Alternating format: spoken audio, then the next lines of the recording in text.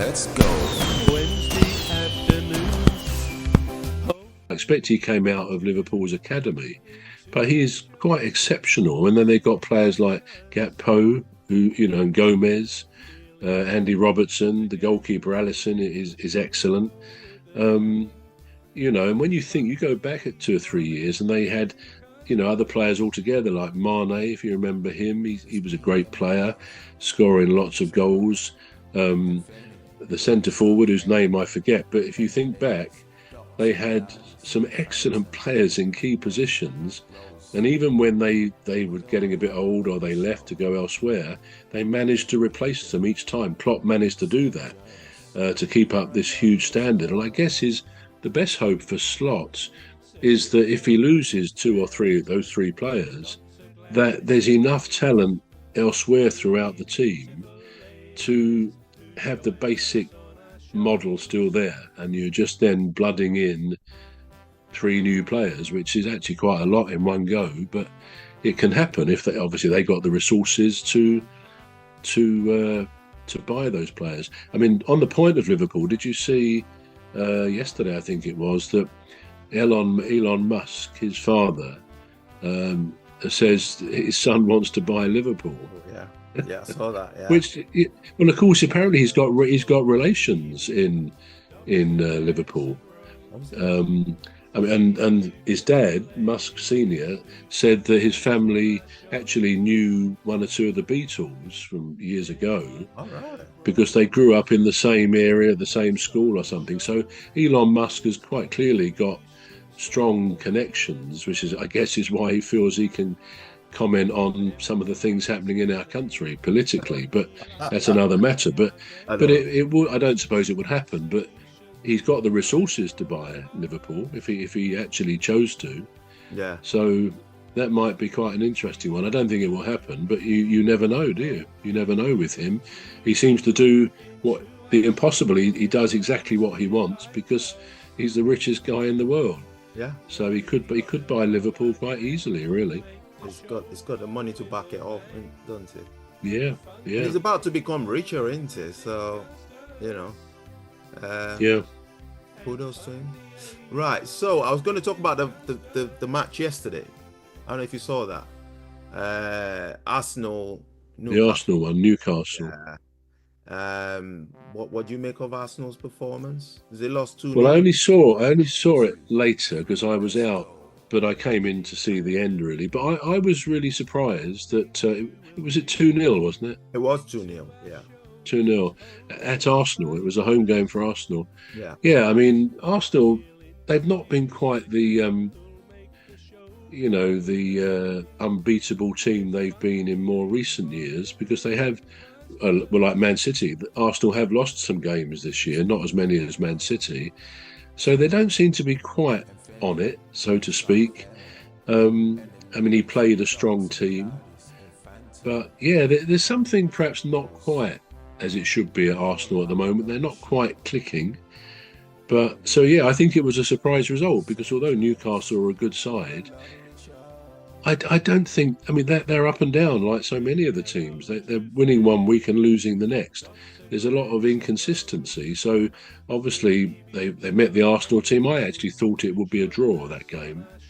But no, it was a victory for Newcastle. So, afterwards, of course, Arteta, very unhappy, really, in the interview. And he actually, at one stage, I think he blamed the ball, didn't he? Did you see that? Yeah. I thought the ball was... But if there's something wrong with the ball, then it's the same for both sides. And of course, as we know, the balls are placed around the edges of the pitch, so it's not only one ball that is being used. So I'm not really quite sure why he thought that was a valid excuse, but maybe there was something more to that than we don't know. But yeah, it was surprising result. Result. I've never quite heard anyone blame the ball before. I've heard about pitch. I've heard about pitches not being up to standard. But the ball, I've never, because the balls that they use in the Premier League and perhaps all these other competitions, they rigorously tested, aren't they? Yeah, they are. Yeah, they are. And even though they manufacture quite a lot of them, they actually discard a lot of them, because some of them do come up with defects, and they just, it goes through different tests. So I don't understand his logic about the ball being the problem, but you got to blame something. Yeah, and I think the point is, where balls are concerned, if there is, sometimes a ball will lose some of its pressure, and a player will then report it to the referee. He'll press it, say and they take it off and get another ball. So you think if there was something amiss with it, that a player would have said, because the other point, as I said, is that if there was something wrong with it or one of the balls, then it would have been the same for both teams anyway. So it's not really a reason to give. But I was a bit surprised about that. But he doesn't like to lose, Arteta. He's got a great winning mentality, which comes through, and it comes through his teams, and that has to be respected. He's a winner, and winners don't like losing. It's nothing wrong with that. No, absolutely right. Mentality. Now, there's something that did stand out for me during that game, and I was, and as soon as I was watching him, right before the game, I've had my eyes on him with regards to featuring an England shirt, and the guy is Gordon. I just remember Gordon. Yeah, I know who you mean. Plays for Newcastle. Yeah. He plays for England as well, doesn't he? Yeah. It's Anthony Gordon. Yeah. Anthony Gordon. Yeah, that's it. Yeah. Anthony Gordon. And I would like to see him play alongside Cole Palmer. That would be a very dangerous combination for any opposing team facing England, because he is very. He scored a goal last night, by the way. But as soon as the match started, I thought Anthony Gordon's gonna score a goal, and that's what I thought. And it happened. But the sort of goal that he scored was one that came off the keeper.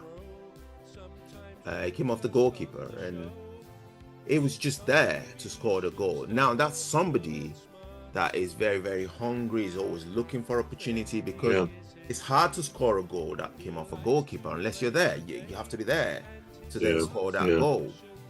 And I just thought about Declan Rice. I thought about him, Anthony Gordon, and then I thought about what's the other guy's name? Cole Palmer. And I thought, and obviously Jude Bellingham. Is it Jude Bellingham? Yeah, Jude Bellingham. All right, yeah. So, and I thought about Jude Bellingham, and I thought, if you have those three, I know you're thinking about Harry Kane. Harry Kane, yeah, I know you. I was going to say Harry Styles there, but Harry Kane. And I know you're thinking about Harry Kane. But if you have them four, have I mentioned four? I have mentioned four in attack. And well, let's say Declan Rice is more of a midfielder, isn't it? Declan Rice. More of a midfielder. Yeah, but then so is Cole Palmer, really, isn't he? He's an attacking midfielder. He's an attacking midfielder. So I'm thinking about them four. What do you think? Playing for England. Oh yeah, I mean, they're all great players. Let's face it. I mean, Kane is obviously more an out-and-out striker, so that's slightly different. Anthony Gordon, of course, is kind of a wing-back situation. He's a good winger. He gets down the wing, get down the back, down the wing, and puts the crosses over, or he does score sometimes himself. Palmer, again, I was at Palace's game on Saturday when we drew 1-1 with Chelsea, and I think it was 1-1, or was it 2-2? Can't remember now. I was there, for goodness sake, but so many games. But Cole Palmer is he's an excellent. No, it was 1-1 because we equalised. Yeah, and he was great to watch. You were you were paid to go. I mean, I have a season ticket, so I wasn't actually paying for that particular game. But I would want to go and pay to watch Cole Palmer. You watch where he runs, his availability to other players. He's got that instinct of getting into the area at the right time. He scored their goal, and it was a very good goal. He just got that. And some of the times, you may have seen it on the highlights or Match of the Day, but he was putting through incredible passes to his forwards or to other players who, I think one of them nearly came up with a goal. I can't quite remember. But yeah, he's a master at work, and he's still a very young player. But that said, I mean, and of course he played for England in the last summer, but you can't always play similar players in the same team. I mean, Declan Rice, I tend to think of him as an attacking midfielder. He certainly seems to have license to go all over the place. So whether you would play Rice and Palmer in the same team, I'm not sure. Right. But yeah, I think they're both great players. You could probably... Soft family and the ladies, Dr. Gladys and Phantom and Rose. We all have a lovely show every weekday. So join us for a lovely show. Say hello to Phantom